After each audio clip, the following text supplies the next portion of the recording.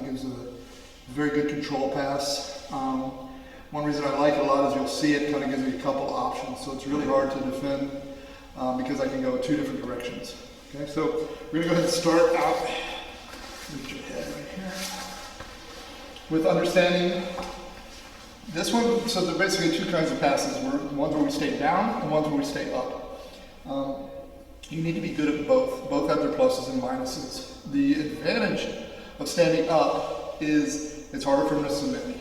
Okay, I'm further away from his danger. I have gravity on my side, meaning he has to open his, there's a lot of weight hanging on his legs, so it's hard for him to keep his guard closed. And two, I'll be on my feet, so when it does open, I'm going to be quicker. The downside naturally is that I have less base since I'm on my feet versus my shins, so I'm easier to sweep. Okay, the other problem we're going to see here in a second, and we're going to talk about why we need to stand up in a particular way. So for this pass, there's a lot of times you'll see people kind of, step one leg up, step the other leg up. For this pass, we're going to go very quickly. Okay, this is not a slow pass. I have to do this kind of explosively, and this one works very well no gi. Okay, so you can put your hands in the armpits. You can keep your hands on the chest. I do this almost like I'm going to do a no-gi pass, meaning I'm not particular about the grips. So my hands are going to be on his chest. I'm going to bring my head up, not necessarily leaning forward, but I am going to put a little bit of weight on my hands. When I pop, I want my knees in, and I'm bringing both feet together, okay? Which is not ideal for passing, okay? But here's the deal. When I stand up, I can't be like this. We talked about one of the problems about this is it allows him to go to open guard. So if he unlocks his legs and drops his hips, just put your feet on my hips. See how far away his hips got immediately, okay? He's able to create a lot of distance between his hips the moment he unlocks his guard. As opposed to if he unlocks his guard here on the ground and he tries to move his hips away, I'm close enough I can smother his hips, okay? So it's hard for him then to put the feet and knees in as easily as when I'm standing. Okay, so it's really important that when I stand up, I'm not bent over at all. Right now, there's nothing stopping him. Drop your hips. Dropping his hips. Okay? So when I stand up, it's important that when I stand up, my hips come forward. Now he tries to drop his hips. His hips get stuck. My knees are pinched, and I'm blocking him from dropping his hips. Even this little bit of angle, he's going to be able to drop his hips, feet on the hips, start pushing me away, sweeping me, all kinds of things.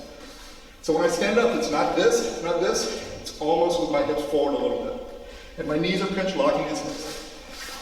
So I come in, boom, I stand up, here. Now, if he opens his hips, that's cool, but most likely he may not open right away. I'm going to reach across. I'm taking my middle finger if I can and finding the tendon. My other hand is going to go between his legs, back of my hand, right at the ankle. I'm going to pull his knee to my belly and take his knee out. This way. Almost like I'm just tweaking his knee. Immediately, I'm going to drop for like a single leg, a single under stack pass. And my other hand is going to go to his thigh. I'm going to walk down. Notice I came straight down. My shoulder is above his knee, not below his knee. If he, as we talked about in the double stack pass, if he can do this, he can drive into me, he can lift his hips, he can shrimp. The other thing is, right here, push away, he's strong. Push away, he has no ability to push me away here. If I'm here, he can push powerfully. Now on this side, we'll get to in a minute, but my knee is going to the mat, my other leg, you keep it down, I like to step up and look. My knee is turned into his hip. I'm not loose like this. I'm into his hip. This hand can go to the collar. I personally like to take my hand, make a fist, and turn the knuckles down and put it right in his hip flexor. So it's very uncomfortable here. It also locks his hips. So I'm here, and I've locked the hip. This hand can go different places, sometimes on the mat, sometimes controlling his arms, sometimes grabbing the collar. So now he tries to move, and we're right here. My weight, my back is straight, my weight is in. Okay, from here, the reason I like this pass is, again, I can go right or left. It's very important, the way I teach guard passing a lot of times, open guard passing, is I want to kill one leg and deal with one leg. When I kill one leg, this leg can't be in two places at once. You can't stop me going this way and this way. If I'm just up here, I go this way, that leg stops here. Go this way, that leg stops here. But if I pin this one and I go this way, you can't stop me going both ways. So that's basically what we're doing here. Okay, so one more time. Those guards come back a little bit towards me. There we go. I'm here. I pop up. This isn't enough. I'm here. So I know that if he opens, I'm good. Please keep your elbows. Catch. Pop. Here. Walk my body down. Knee comes over. Now one mistake people do is they lean to the side. I want my chest over his chest, just like we talked before. Now, let's turn this way, please. We're going to do basically a back step pass. So when I'm here, and I'm here, I'm going to drive and hook his head with the crook of my elbow. Here. Now a lot of times I'll even grab the gi on this side. My knee is going to touch his hip. And I'm going to back step. When I back step, it's not a big back step. I just kick and sit. My foot is still hooked. Now, I don't want to just come out to the side control. Because he's facing me. So when I'm here, my hand that was here is going to slide, connecting to the inside of his thigh, or inside of his knee. And at the same time, my foot comes up, I pin his knee to the mat. That exposes his lower back. And I put my knee right in his lower back. Here. So now he tries to turn in. I've already established a good side control. Here. There we go. We got into this position. I was here. This hand could be here. We'll talk about that later. And now we're here. We don't reach deep. Connect. Sit. My head is low. Slide down. This foot comes out as this pins. My knee connects. My other knee. Up, we get our hooks and establish the side control. One more time, you get your head facing that way.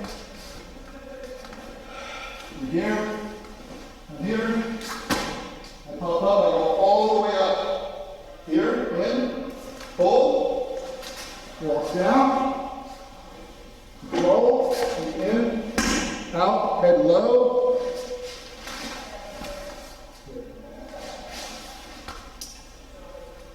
So that's our first option, going back stepping, okay? Now we're gonna go into kind of a stack situation where he stops me back stepping, or maybe I feel that's not a good choice. So let's get your head facing this way. There we go. As before, I come up, I'm all the way up, I reach. Right here is bad, my hips are back. Here. I reach, pop, walk my body down, and then here. Maybe he's blocking my hip. I'm going to switch. Hand into collar. Now my hand is going to come back, and it's really important that when I do this, that my palm is facing him this way. If I reach back and I take my knee off his arm, off his leg, and he pulls my wrist to him, I'm going to walk right into a triangle or armbar. I go here, and he pulls here. Okay. So I'm here, and I pin the leg. I don't want to pick it up. This will allow a flexible guy to give me trouble. I'm pinning it, my head is up. I walk around, I'm still pinning. I bow my chest, look to the side here. Now my arm slides off. Now look, I pick it up and shove. You don't have to, but I like this a lot because it stops him bridging and shrimping. And a lot of times what will happen is I'm pulling in, the guy will kick his leg free to break that grip, so he's having trouble. He'll really stomp it away, and I'll mount off of that. Okay, one more time. So we're here, hop up, I go all the way up, pop, walk my body back. Here, he's blocking me, and palm back. And my head is up. Bow. Pick it up. If he doesn't do anything, I can just go to normal side control. But a lot of times he'll kick that leg free, trying to kick it free. And I'll step over and establish our mount. So That's one of my favorite little pass combinations. Been doing it since I was a white belt, but haven't it done for me since I was a white belt. There's also a banana split you get in there where you cut the guy's head and just pull it in. That happened to me a lot as a white belt. But we won't do that to Brian today. So, as with the stack pass, that middle point where I'm killing the leg and I'm under the other leg. For me, that's a weigh station. You get there, it's a very stable position. You can kind of weigh your options, okay? So you don't have to rush into whichever pass you want to do. And remember, he can't stop you going both ways. You blocks one way, I'll go the other way. He blocks that way, I'll go the other way. And the whole time he should be enjoying the stretch. And thanks again to Brian Irvin. And if you like it, check out Roy Marsh Jiu-Jitsu YouTube page or roymarshjiu-jitsu@gmail.com.